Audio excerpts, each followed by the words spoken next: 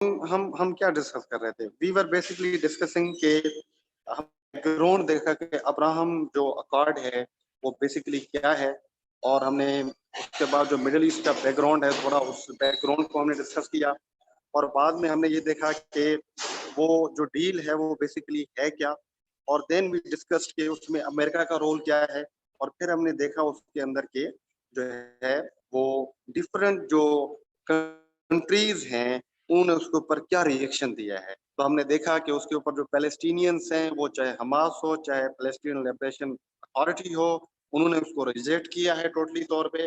और उसके बाद हमने देखा कि जो यूएई है ऑब्वियसली उसने उसको वेलकम किया है।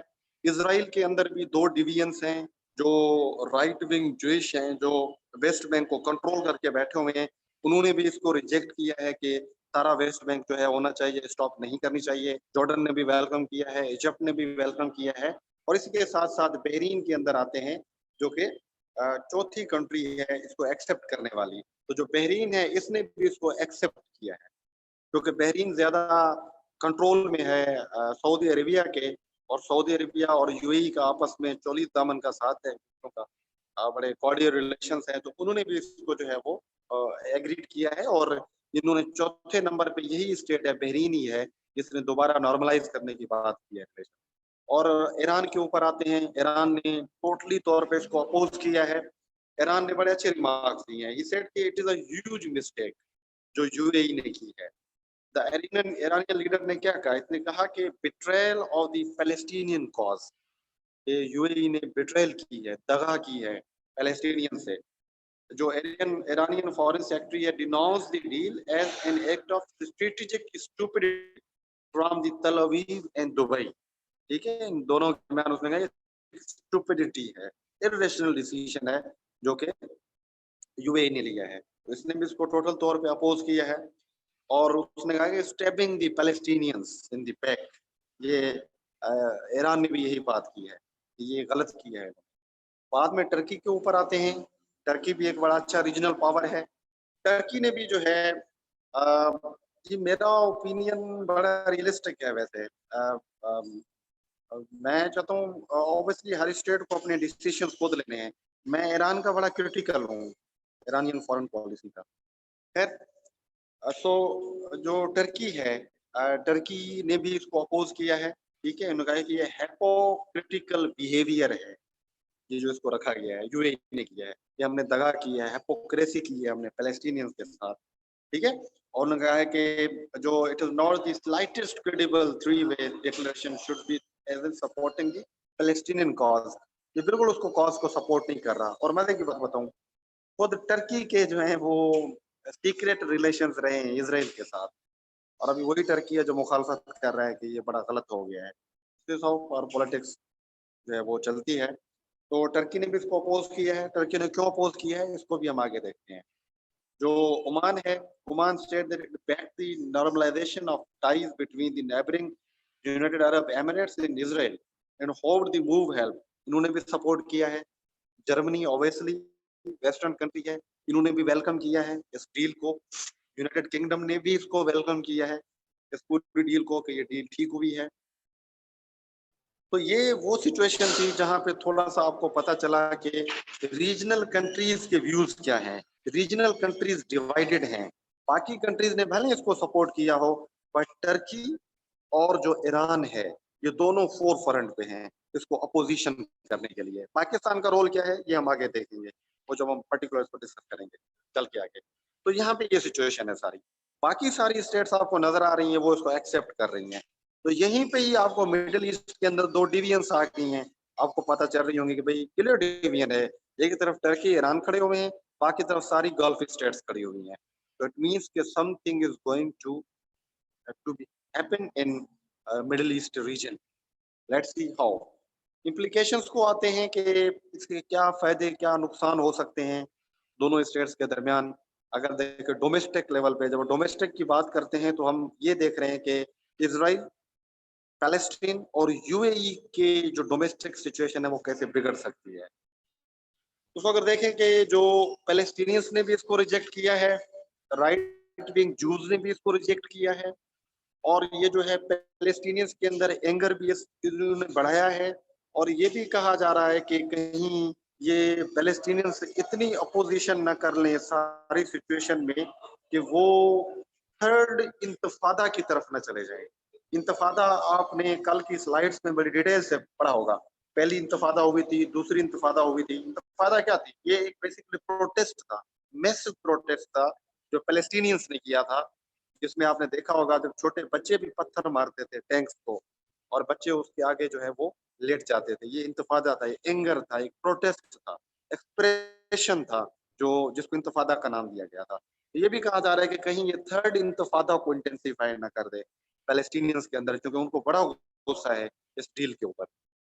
राइट विंग जूस भी हैं, वो भी पूरी कोशिश कर सकते हैं कि उसको डीरेल करें, और ये ऐसी कोशिशें होती रही हैं हमेशा से। अगर आपको याद हो, टू स्टेट सॉल्यूशन के ऊपर मैंने पिछली स्लाइड्स में भी आप लोगों ने देखा होगा कि लिक्विड पार्टी है वहां पे, और दूसरी एक नेतन्याहू की पार्टी है। तो इसराइल के अंदर भी डिवीजन है। इसराइल के अंदर एक पॉलिटिकल पार्टी ऐसी है, कुछ लोग ऐसे एग्जिस्ट करते हैं जो मॉडरेट्स हैं, जो ये बिलीव करते हैं कि पैलेस्टीनियंस के साथ अच्छा रवैया रखा जाए, वो एनेक्सेशन पे बिलीव नहीं करते। और दूसरे ये नेतन्याहू की पार्टी है जो कंजर्वेटिव है, रेडिकल हैं, राइट विंग पे, वो बड़े सख्त हैं, वो पैलेस्टीनियंस पे जुल्म भी करते हैं, मार धाड़, ये सारी सिचुएशन उसके अंदर चलती है। तो वहां पे जो ये लोग हैं, जो राइट विंग के लोग हैं, जो कंजर्वेटिव लोग हैं, उनकी वो किसी भी तरीके की डील के हक में नहीं होते। तो वो पॉसिबिलिटी है कि वो इस पूरी सिचुएशन को डिरेल कर दें, और इसी तरीके से लोग भी मारे हुए हैं। खुद वजीर आजम जो है मारा गया था उसको, जिसने पैलेस्टीनियंस के साथ अच्छे रिलेशन रखने की कोशिश की गई थी, बाद में उसको मार दिया गया था। तो ये इश्यूज चले हैं अनवर सादात के दौर में, इजिप्ट के दौर में, तो ये इश्यूज चले हैं पहले से ही। तो अभी भी ये खतरा है कि कहीं वो एलिमेंट्स जो पैलेस्टीनियंस के साथ किसी भी तरीके की जो डील है या ढील है या नॉर्मल रिलेशंस ये नहीं रखते, वो इस डील को कर सकते हैं। ये पॉसिबिलिटी है इसके अंदर, जो कि उस आइडियोलॉजी से वास्ता रखते हैं। It is too difficult for Israel to escape West Bank. Similarly Palestinians are also firm on their claim. West Bank को ना इसराइल छोड़ना चाहता है, ना पैलेस्टीनियंस छोड़ना चाहते हैं। तो इस पे तो ऑब्वियसली आगे मसला चलेगा। तो ये बहुत मुश्किल है कि डील कामयाब हो। Deal has not given any date of a halt West Bank annexation. उस डील में ये भी नहीं कहा गया कि भाई इतने टाइम तक जो है हॉल्ट किया जाएगा, इतने टाइम तक इसको छोड़ दिया जाएगा, कोई डेट फिक्स्ड नहीं की गई। जस्ट कहा गया है कि स्टॉप किया जाएगा, और वो कहते नहीं सस्पेंड किया जाएगा। अब सस्पेंड और स्टॉप के भी बड़े मसले चल रहे हैं। तो इसमें एम्बिग्युइटी है बहुत ज्यादा, और ये एम्बिग्युइटी दोनों स्टेट के दरमियान रिलेशन को बड़ा खराब कर सकती है, डोमेस्टिक हालात को खराब कर सकती है, वहाँ कंजर्वेटिव्स को और वहाँ जो पैलेस्टीनियंस बैठे हुए हैं उनके दरमियान। So despite the apparent Israeli promise of halting the annexation, the Palestinian leadership rejected the accord, recalled ambassador from the Abu Dhabi. वहां से भी वापस कर दिया है। इसराइल के रिलेशंस भी खराब हो रहे हैं यूएई से। From the perspective of the Palestinians and their supporters, the agreement reflects bad faith on part of Israel, the UAE, and the United States, since the Israelis and the Emirates has been normalizing ties before. बड़ा बड़ा valid point है जो Israeli Palestinians का। वो कहते हैं ये drama कर रहे हैं हमारे साथ, इनके रिलेशंस पहले भी चलते रहे थे, ये पहले छुपे होते थे, अभी ये एग्रीमेंट के साथ उसको ओपन कर रहे हैं। तो रिलेशंस पहले भी थे इनके, ये कोई हम पे एहसान नहीं कर रहे यूएई वाले। Israel has demonstrated little interest in negotiations with the Palestinians as it has tightened its grip on the West Bank. तो इसराइल कभी नहीं चाहेगा कि वो वेस्ट बैंक से निकले या उसको हॉल्ट करे। तभी तो वो पहले से ही डरे हुए हैं, वो कह रहे हैं, डरे नहीं बल्कि वो कह रहे हैं कि हमने इसको सस्पेंड किया है, हमने कोई स्टॉप थोड़ी किया है इसको। तो this is also a big issue जो कि आगे मजीद इंटेंसिफाई हो सकता है। और साथ में अगर ट्रंप एडमिनिस्ट्रेशन को देखें तो उसने तल अवीव से जेरूसलम में अपना मूव कर लिया है सारी चीजें, और पैलेस्टीनियंस के साथ उसने सारी इमदाद भी रोक दी है। तो वो भी पहले से ही पैलेस्टीनियंस पे जुल्म हो रहा है, ऊपर से ये सिचुएशन आ जाती है तो ऑब्वियसली ये तो चीज इंटेंसिफाई हो सकती है, डोमेस्टिक वायलेंस की तरफ जा सकती है।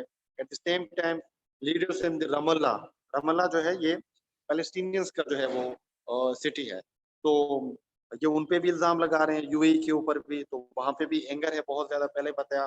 All of this suggest that any expectation of the new negotiation between Israel Palestinian Authority is misplaced.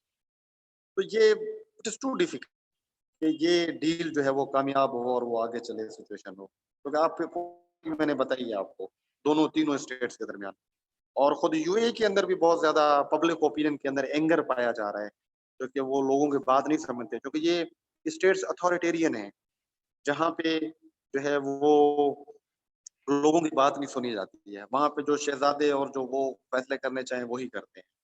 तो ये पब्लिक ओपिनियन भी खिलाफ है। आपने अगर वीडियोस देखी हों, एक बड़ी मशहूर वीडियो चल रही थी जो मंदिर पड़े हुए थे और मूर्तियां पड़ी हुई थी यूएई में, वहां पे औरतें उनको फेंक रही हैं नीचे शॉपिंग मॉल से। तो पब्लिक नहीं चाहती कि इसराइल के साथ रिलेशंस नॉर्मल हो इन लोगों के, बट वहाँ के अथॉरिटेरियन रूल्स हैं, जो कि वो डिक्टेटर्स हैं, वो इस चीज को सुनते नहीं है, मानते नहीं है।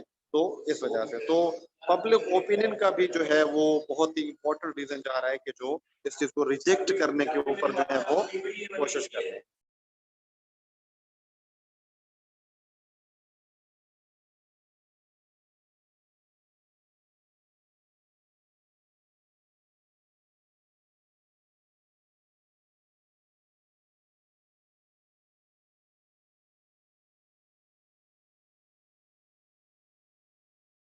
और गाइस सॉरी, ये मैंने म्यूट किया था क्योंकि यहाँ पे थोड़ी आवाज आ रही थी।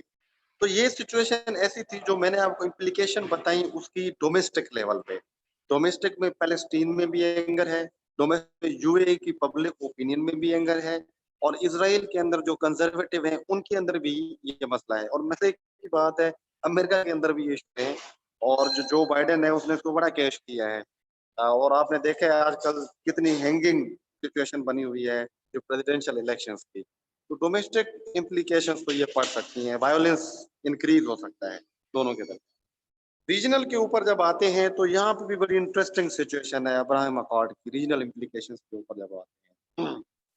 कैसे कि Abraham accord arouse in this geopolitical context, इसका पूरा कॉन्टेक्स्ट है जियोपॉलिटिकल, अगर देखें कैसे जियोपॉलिटिकल कॉन्टेक्स्ट है इस तरीके से कि it's consequences may go beyond the relationship between Israel and the Gulf and include the possibility of ties between Israel and the other Arab countries। ये इसके अंदर एक पूरी आप कहें कि एक ग्रुप बनने जा रहा है, एक पूरा ब्लॉक बनने जा रहा है जो है मिडिल ईस्ट के अंदर अब्राहम अकॉर्ड के बाद। इसकी पूरी इम्प्लीकेशंस हैं कैसे, they may even impact the regions such as the South Asia and the Mediterranean Sea। को देखते हैं कैसे, उसको इस तरीके से देखा जा सकता है कि रीजनल लेवल पे कि जो Iran and Turkey were critical of the accord, मैंने पहले बताया वो मुखालिफ थी इस चीज के, बिकॉज क्यों, their government realize that such an act agreement will help strengthen what historically has been known as the axis of moderation and stability in the region। मजे की बात है, बड़ी इंटरेस्टिंग है। रीजनल लेवल पे ये समझा जा रहा है कि अब्राहम अकॉर्ड के बाद दो ब्लॉक्स बन जाएंगे, और दो ब्लॉक्स में एक ब्लॉक है वो है जो है वो टर्की, ईरान और कतर, ये तीनों एक तरफ खड़े हुए हैं। ये दोनों स्टेट्स ये समझती हैं कि ये एक ब्लॉक बनाने की कोशिश की जा रही है, में अमेरिका आ जाएगा, इसराइल आएगा, सऊदी और बाकी सारे स्टेट्स होंगी, वो मिल ईरान के उसको कोशिश करेंगे, और वो मिल के अमेरिका के इन्फ्लुएंस को बढ़ाने की कोशिश करेंगे, और वो टर्की और ईरान को बिल्कुल ही साइड लाइन कर।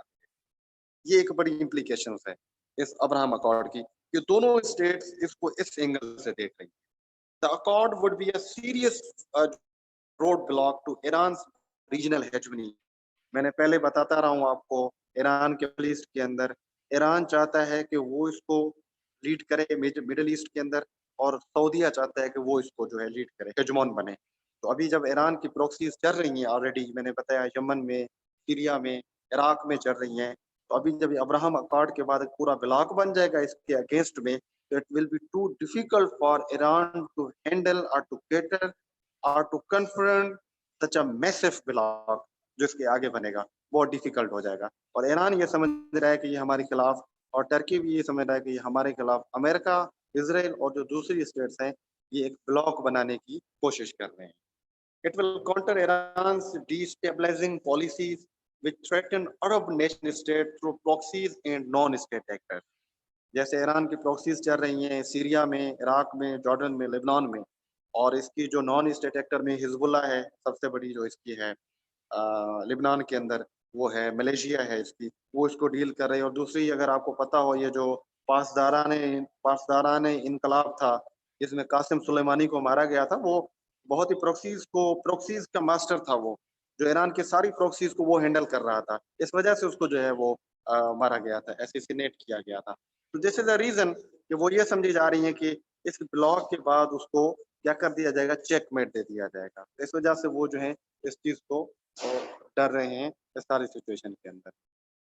इसी के साथ ही जब हम the same can be said for Turkey's expansionist policies in Libya, Iraq, Syria and elsewhere, इसको देखा जा रहा है। और ये भी सिचुएशन दी जा रही है जो है सारी इसके अंदर के जो आप कहें कि the same can be said for Turkey's expansionist policies in Libya, Iraq, Syria and elsewhere. ठीक है, ये इसको भी देखा जा रहा है कि जो इसके सेम इम्प्लीकेशंस आपको जो मिलेंगे वो इसी तरीके से मिलेंगे सेड फॉर टर्की। ठीक है, इसी के अंदर मिलेंगे कि जो टर्की है वो अपनी एक्सपेंशनिस्ट पॉलिसीज को बढ़ा रहा है, वो पॉलिसीज को इन अ सेंस बढ़ा रहा है कि जो है एक मिनट, 1 मिनट प्लीज।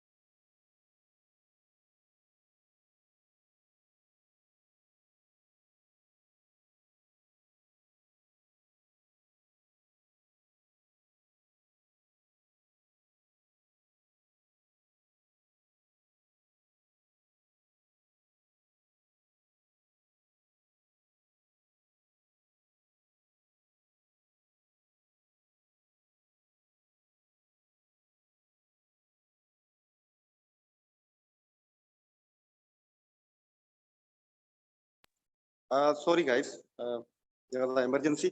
अच्छा, तो हमारी डिस्कशन क्या चल रही थी? हमारी डिस्कशन ये चल रही थी कि रीजनल लेवल पे इसके इम्पैक्ट क्या हैं, और मैं बता रहा था कि बहुत ज्यादा इम्पैक्ट हैं। किस तरीके के इम्पैक्ट हैं? वो इस तरीके के कि ये एक ब्लॉक की सूरत अख्तियार करता जा रहा है, और जो जो टर्की और जो ईरान है, उसकी जो प्रोक्सीज हैं, उस प्रोक्सीज को जो है वो कर्टेल करने की जो है वो कोशिश की जा रही है इस सारी सिचुएशन के अंदर। This is a reason this is a reason के जो है दिस इज अ रीजन के इसको समझा जा रहा है कि ये जो है वो मसले क्रिएट करेगा जो है ईरान और टर्की के लिए पर्टिकुलरली वर्ल्ड। तो ये आपको रीजनल लेवल पे चीजें नजर आ रही हैं। इसी के साथ ही अगर हम आगे देखें कि this piece agreement can even create an opportunity for UAE to provide a bridge for dialogue and de-escalation of tensions between Iran and Israel। अच्छा, दूसरी चीज ये भी है, ये तो मैंने एक नेगेटिव पॉइंट बताया जो उसको दे रहा है। पॉजिटिव पॉइंट अगर ये देखा जाए तो ये ब्रिज का रोल भी प्ले कर सकता है कि कहीं यूएई बीच में आ जाए और इसराइल और ईरान के रिलेशंस भी ठीक हो जाएं, क्योंकि this is power politics, do remember everything is possible in politics और नेशनल इंटरेस्ट के लिए। तो डिस्कलेशन का रीजन भी बन सकता है ये जो अकॉर्ड है। More over the emergent regional context will create an important opportunity for Iran, whether there is a new US administration next year or President Donald Trump is re-elected। उसमें चांस हो सकता है, क्योंकि देखे ना, अभी ईरान पे सैंक्शंस हैं। फॉर एग्जांपल, अगर जो है कल को ट्रम्प है या जो बाइडेन आता है, वो कहते हैं जो उनके साथ डील थी ईरान उसको वापस करते हैं, आप सैंक्शंस खत्म करते हैं, आप इसराइल के साथ रिलेशंस को बेहतर बनाएं, तो क्या ये पॉसिबिलिटी नहीं है कि उसको बना ले? पॉसिबिलिटी है बिल्कुल, कि कहीं जो ईरान है वो अमेरिका के साथ रिलेशंस अपने ठीक कर ले। जब उसके साथ ठीक करेगा तो ऑब्वियसली वो इसराइल के साथ भी ठीक कर सकता है। तो ये एक पॉसिबिलिटी है, फ्यूचर प्रोस्पेक्ट्स हो सकता है। तो अब्राहम अकॉर्ड जो है वो एक ब्रिज का रोल भी प्ले कर सकता है बिटवीन अमेरिका एंड इसराइल और ईरान। और जो Saudi Arabia will also normalize relations with Israel sooner or later owing to USA and Iran. Obviously Saudi Arabia तो करने ही करने हैं। सऊदी अरेबिया अभी उसके लिए पार्ट नहीं बना है, रीजन ये था कि पब्लिक ओपिनियन के खिलाफ था। तो ये हो गए, with the passage of time आपको पता चलेगा सऊदी अरेबिया भी रिलेशन नॉर्मलाइज कर देगा, बल्कि कर दिए हैं। अगर आपने कल या परसों की रिपोर्ट पढ़ी हो तो उसने फ्लाइट्स जो जाती हैं उन फ्लाइट्स को जो है ओपन कर दिया है सऊदी अरेबिया ने। अभी इसराइल और उसकी फ्लाइट्स आपस में जाएंगी, और पहले छुपे हुए रिलेशन थे, अभी ओपन हो गए हैं। क्योंकि सऊदीया ने तो ऑब्वियसली उसको ज्वाइन करना है, इस तरफ आना है, क्योंकि सऊदीया ने टर्की और ईरान को काउंटर करना है। बहरहाल ये चीजें आपको जो नजर आई हैं, ये आपको रीजनल लेवल पे नजर आ रही हैं, इसके इम्प्लीकेशंस। इसकी ग्लोबल लेवल पे भी इम्प्लीकेशंस हैं।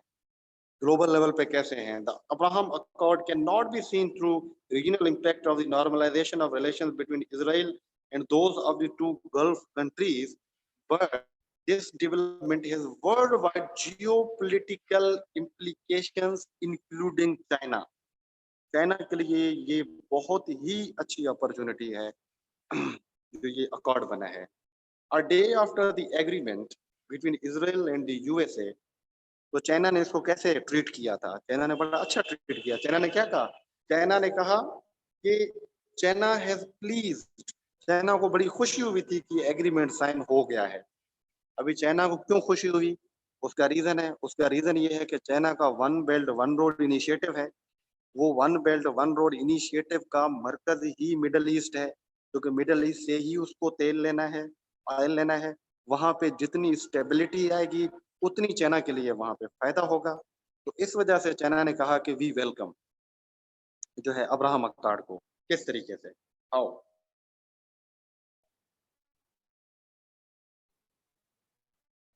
Minister Thaki. We hope that relevant parties can take concrete action so that Palestinians issue can turn to the equal footage negotiations.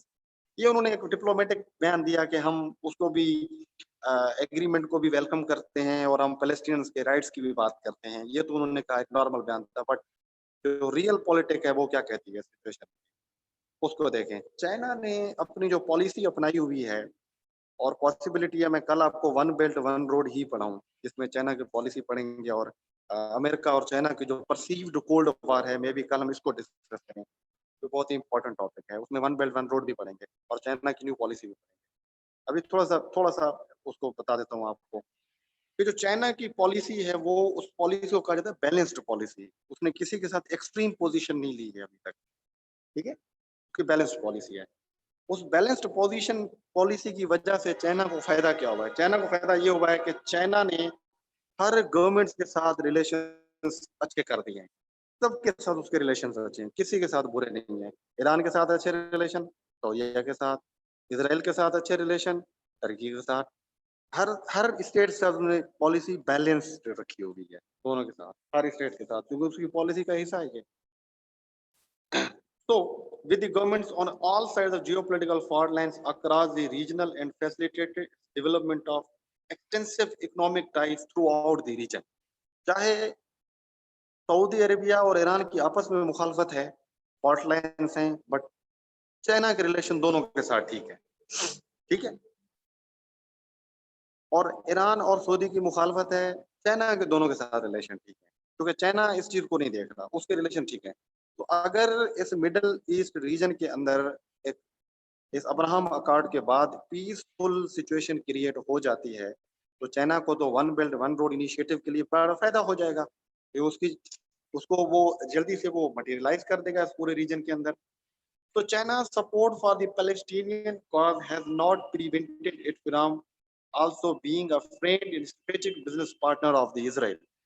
तो वो इजराइल के साथ भी दोस्ती है, यूए के साथ भी उसकी दोस्ती है, टर्की के साथ भी है, ईरान के साथ भी है, सऊदी के साथ भी है। तो अगर ये पुरअमन माहौल बन जाता है तो उसको तो मजीद फायदा हो जाएगा।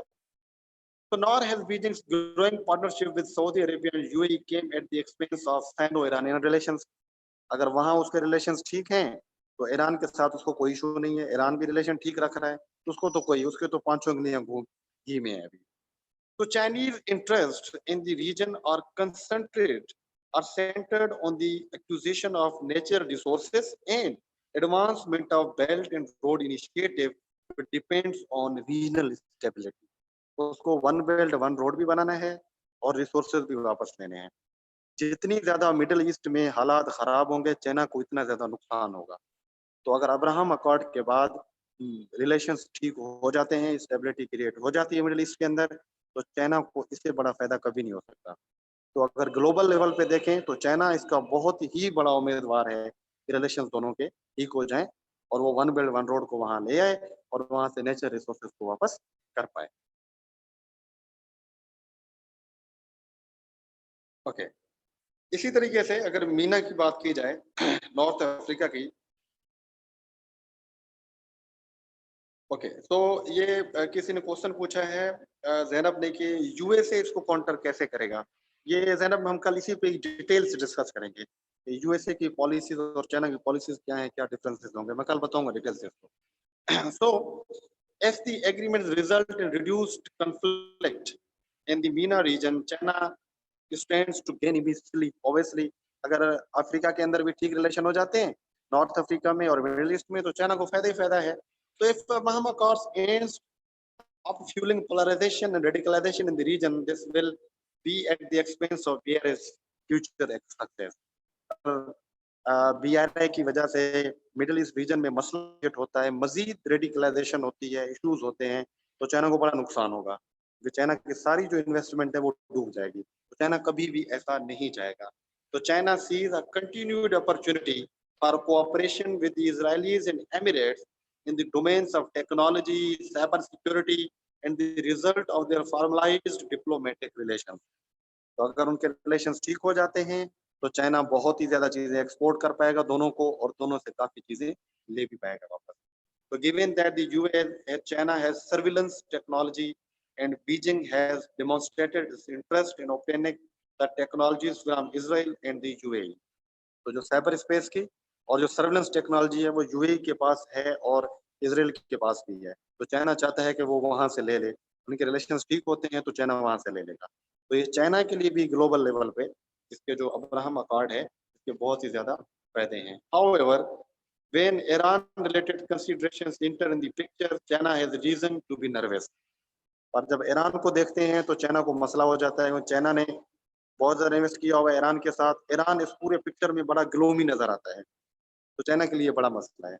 ये जरूर परेशान उसको चाइना करता है, चाइना के लिए रिस्क जरूर है। Beijing wants to deepen its diplomatic, economic, and military relations with Tehran, which the Israel-UAE agreement could make more difficult and riskier for the Chinese। ये चाइनीज के लिए बड़ा मुश्किल जरूर है कि चाइना इससे आउट हो जाएगा, और चाइना आउट हुआ तो मसला हो जाएगा। So the USA on Iran sanctions have forced to Chinese significantly reduce their purchase of Iranian oil, and their trade relations with Tehran have come under greater scrutiny।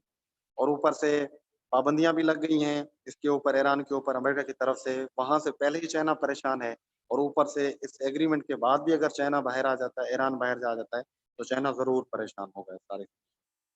ये सारी वो सिचुएशन थी जो मैंने आपको बताई ग्लोबल लेवल पे। तो आई होप आपको इतना पता चल गया होगा कि अब्राहम अकॉर्ड क्या है, डिफरेंट कंट्रीज इसके बारे में क्या सोचती हैं, डोमेस्टिक इम्प्लीकेशंस क्या हैं, रीजनल इम्प्लीकेशंस क्या हैं, और ग्लोबल इम्प्लीकेशंस क्या हैं। तो now let's discuss implications on Pakistan. Pakistan के ऊपर इसके इम्प्लीकेशंस क्या पड़ सकते हैं। पाकिस्तान ने क्लियरली तौर पे इस अकॉर्ड के बाद कहा कि विद फार रीचिंग इम्प्लीकेशन, कहा कि भाई इसके बड़े इम्प्लीकेशन होने हैं। पाकिस्तान ने कहा कौन से होंगे। पाकिस्तान की फॉरेन मिनिस्ट्री ने कहा कि Pakistan has an abiding commitment to full realization of the legitimate right of Palestinian people, including the right of self-determination. Peace and stability in the Middle East region is also Pakistan's key priority। कि वहां पे piece और stability भी हो, Palestinian को self determination भी दी जाए, उनको राइट्स भी दिए जाएं। पाकिस्तान ने क्लियरली तौर पे कहा, रिजेक्ट नहीं किया है इस अकॉर्ड को, कहा कि उनको ड्यू रिस्पेक्ट दी जाए। मजीद क्या कहा कि Pakistan approach will be guided by our evaluation of how Palestinian rights aspirations are upheld and how regional peace, security and stability are preserved. कि हम देखेंगे कि इस अकॉर्ड के बाद पैलेस्टीनियन को राइट्स कितने किस्म के दिए जाते हैं। अगर सही दिए जाते हैं तो ठीक है, अगर मसला होता है तो हम टो करेंगे। जब पाकिस्तान ने ये बयान दिया था तो यहाँ पे एक डिबेट छिड़ गई थी कि पाकिस्तान भी तस्लीम करने जा रहा है इसराइल को, ये है वो है सारी सिचुएशन। और उस डिबेट ने दम तोड़ दिया जब प्राइम मिनिस्टर इमरान खान ने कहा था कि हम इसराइल को तस्लीम नहीं करेंगे जब तक वो पैलेस्टीनियंस को अपने ड्यू राइट्स नहीं देता। ये बात वहीं पे खत्म हो गई थी। ये तो पाकिस्तान का अब्राहम अकॉर्ड के ऊपर एक रिएक्शन था, उसका एक जो है वो एक रिस्पॉन्ड था। पर जब वो हो भी गया है तो हमारे ऊपर बहुत ही ज़्यादा इम्प्लीकेशंस पड़ने हैं। नंबर 1 कौन सा इम्प्लीकेशन पड़ना है?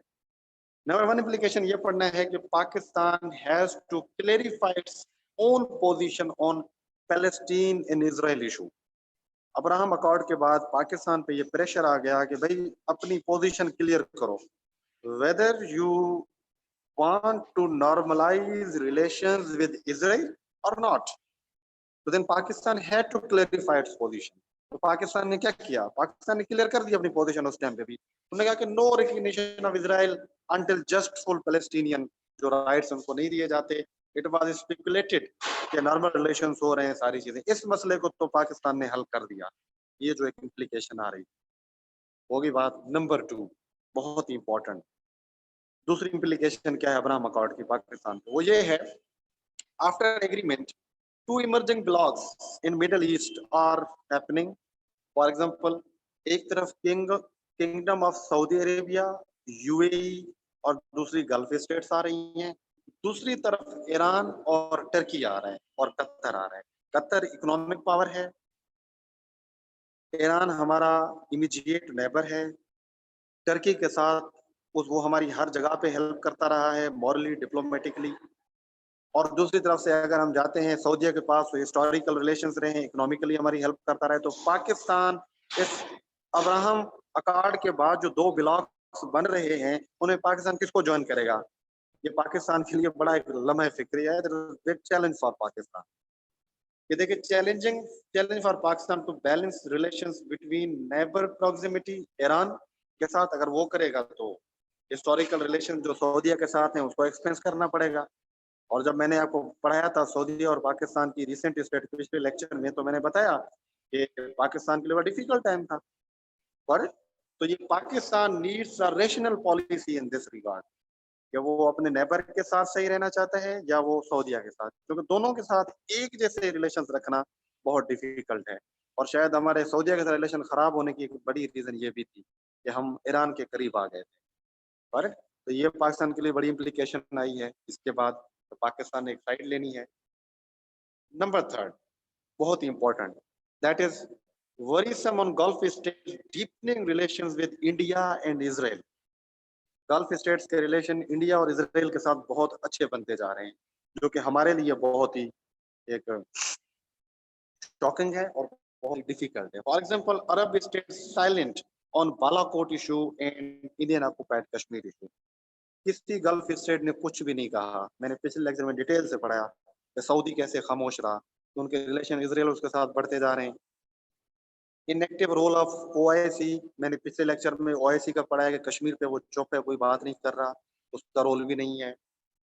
India can bring gulf states against Pakistan over Kashmir issue. India की पूरी कोशिश है कि गल्फ स्टेट्स को एकदम करके ओआईसी को चुप करा के कश्मीर इशू के खिलाफ लाया जाए, ताकि वो पाकिस्तान के खिलाफ हो जाए। और ऐसे ही सिचुएशन बन रही है।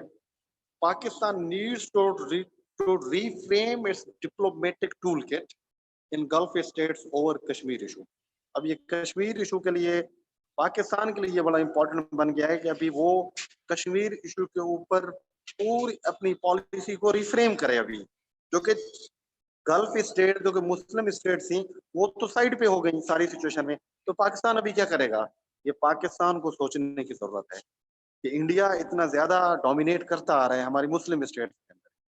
This too difficult for Pakistan to handle this situation अभी के दौर में, प्रेजेंट टाइम। ये भी पाकिस्तान का सबसे बड़ा इम्प्लीकेशन है।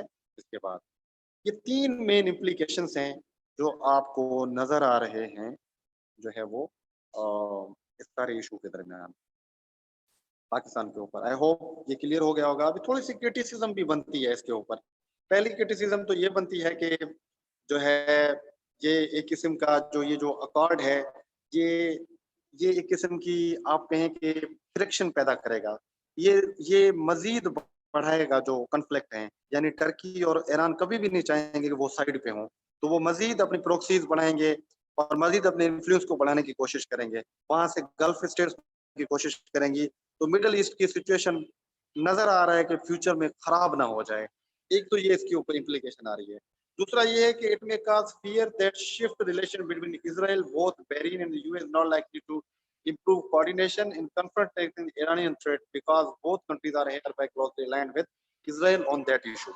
तो ये भी हो सकता है कि इसराइल के साथ टर्की और उसके रिलेशन ठीक भी हो जाएं, पॉसिबिलिटी ये भी है, और यूए के खिलाफ हो जाएं, एक ये भी पॉसिबिलिटी बन रही है। तो one could argue that some matters are best left tested. ठीक है, अभी एक चीज कुछ ऐसी है कि खुद इसी कन्फ्लिक्ट, इसी अब्राहम एग्रीमेंट के अंदर भी बड़े इश्यूज हैं, और सबसे बड़ा इशू ये है कि डेट तो कोई मेंशन ही नहीं है, इस पे कंपल्शन तो किसी चीज की दी ही नहीं गई है। ये एक स्टंट था जो समझा जा रहा है, ट्रंप ने करना चाहा था कि इलेक्शंस आ रहे हैं, एक दुनिया को बताया जाए कि मैं पीस चाहता हूँ, और ट्रंप को नॉमिनेट भी किया गया था ग्लोबल पीस के लिए, नोबेल पीस प्राइज के लिए, कि भाई बता दो दुनिया को मैं अमन चाहता हूँ। ये जल्दबाजी में किया गया फैसला था, इसका कोई इतने दूर कोई चीजें इंपॉर्टेंट नहीं थी। और दूसरा ये था कि एप्रिसिएशन ये भी है among Israeli security sector that states in the region control allied with Israel में change their postures I Turkey. तो ये भी कहा जा रहा है कि कुछ रिलेशंस ऐसी थी स्टेट्स जो फिर भी सकती हैं, पहले इसराइल के साथ रिलेशंस ठीक थे, अभी यूए के साथ उसने रिलेशंस रखे हैं, तो इसराइल से वो अपने रिलेशन को खराब भी कर सकती है। एक चीज ये भी दी जा रही है। और उसके साथ जो है जो है अरब स्टेट्स के अंदर एक गुस्सा है, ये भी कहा जा रहा है कि पब्लिक ओपिनियन भी खिलाफ है इसके खिलाफ। तो ये कुछ ऐसी चीजें हैं जो हमें बाज़ाहिर तौर पे नजर नहीं आ रही। इस पे मैं एक आर्टिकल आपको भेज दूंगा, बड़ा अच्छा सा आर्टिकल है, इस पे जो क्रिटिसिज्म है उससे आपकी चीजें जो है वो क्लियर हो जाएंगी। ये हमारा आज का पूरा टॉपिक था जिसको हमने डिस्कस किया। आई होप आपको समझ आई होगी चीजें। आप मुझे व्हाट्सएप पे क्वेश्चन पूछ सकते हैं, अभी हमारा जो टाइम है वो कंप्लीट हो रहा है, 40 मिनट्स हैं। तो आई होप यहाँ तक आपकी चीजें सारी कंप्लीट हो गई होंगी कि जो डायमेंशंस में हमने इसको पढ़ा है, क्वेश्चन से आप व्हाट्सएप पे पूछ सकते हैं, और उसका आर्टिकल बहुत ही अच्छा है, मैं आपसे शेयर कर दूंगा। आपका रीडिंग मटेरियल भी इससे जो है वो आपको मिल जाएगा। तो आई होप आपने समझा होगा कि अब्राहम अकॉर्ड क्या है, क्यों दिया गया है, अमेरिका का रोल क्या है, और इसके अंदर क्या है,